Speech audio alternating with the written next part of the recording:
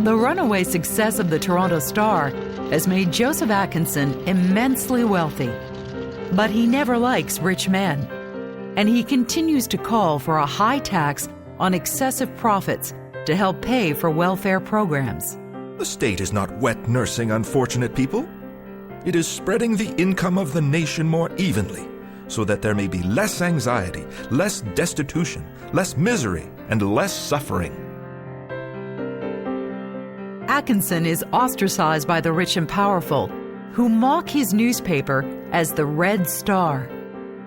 He would dine alone at one of the clubs in Toronto because none of the industrialists and the capitalist elite would have anything to do with him. The elite would vilify him through other newspapers. He must have been one of the toughest guys that we've seen in this country for the abuse he took, for the stands he took.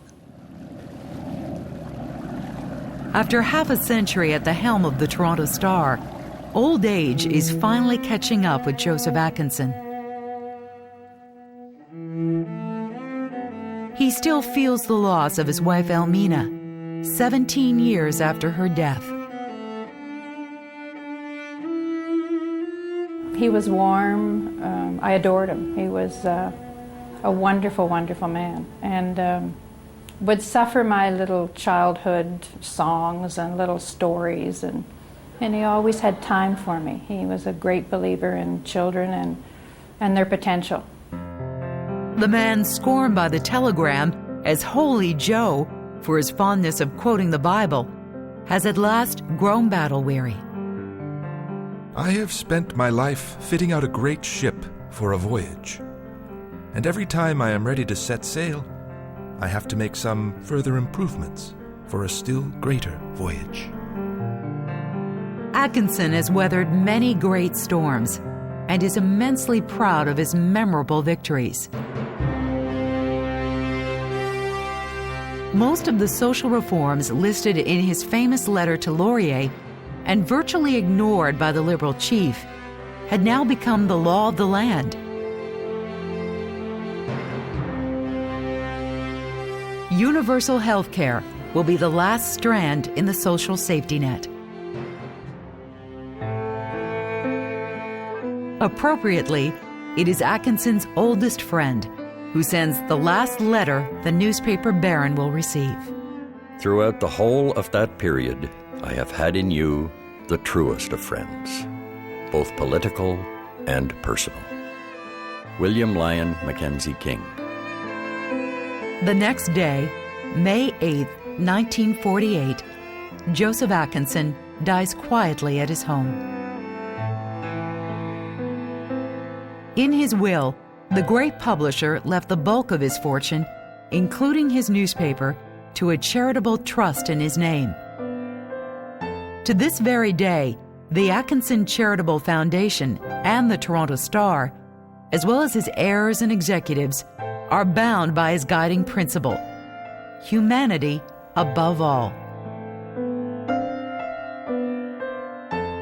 A humble man, Joseph Atkinson believed the big story was not about him, simply his grand ideals. It was quite a story.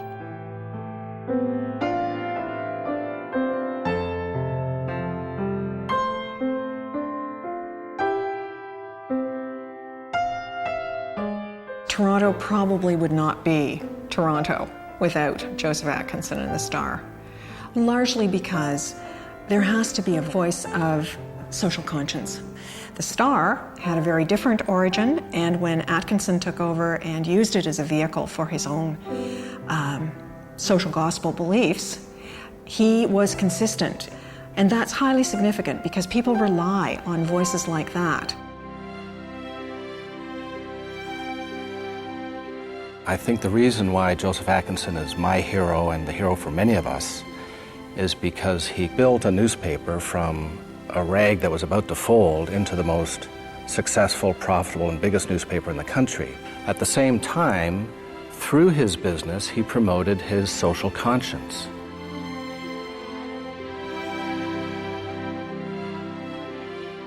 Imagine if everybody in society, if every one of us, took a good look at our difficulties and our trials and tribulations as children and growing up, and then went about trying to help other people with the same problems. If everybody was as generous and learned so much from their experiences as Joseph Atkinson did, it'd be a much different society.